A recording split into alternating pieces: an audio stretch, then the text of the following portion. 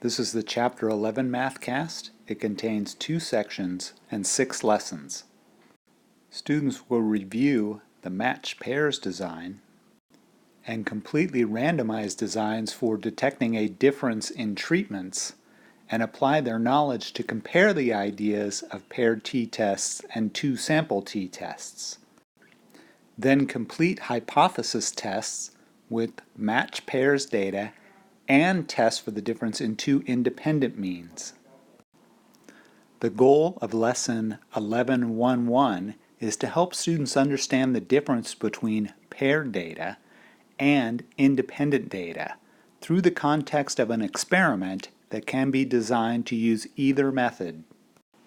The reaction time e-tools are back from Lesson 4.2.2, and you will want to re-familiarize yourself with them. There is also a no technology data collection option provided. You will find details for both in the teacher notes. In Lesson 11.1.2, problems 11.8 through 11.10 guide students through examples of t-tests and confidence intervals for paired data in common context of matched pairs experiments.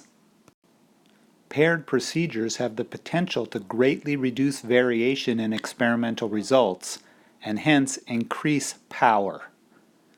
Population symbols and hypotheses are discussed in a math notes box in this lesson. Students will reason the formula for the standard error of the sampling distribution for a difference of 2 means and work through a complete hypothesis test for the difference of 2 means. The rules for combining distributions of random variables return from chapters 1, 6, 8, and 10.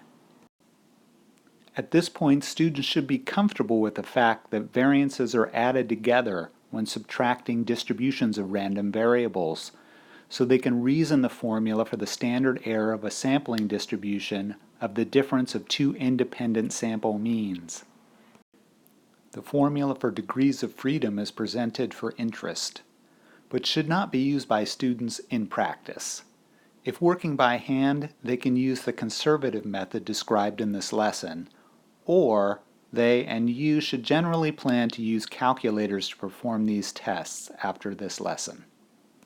None of the formulas presented in this lesson need to be memorized.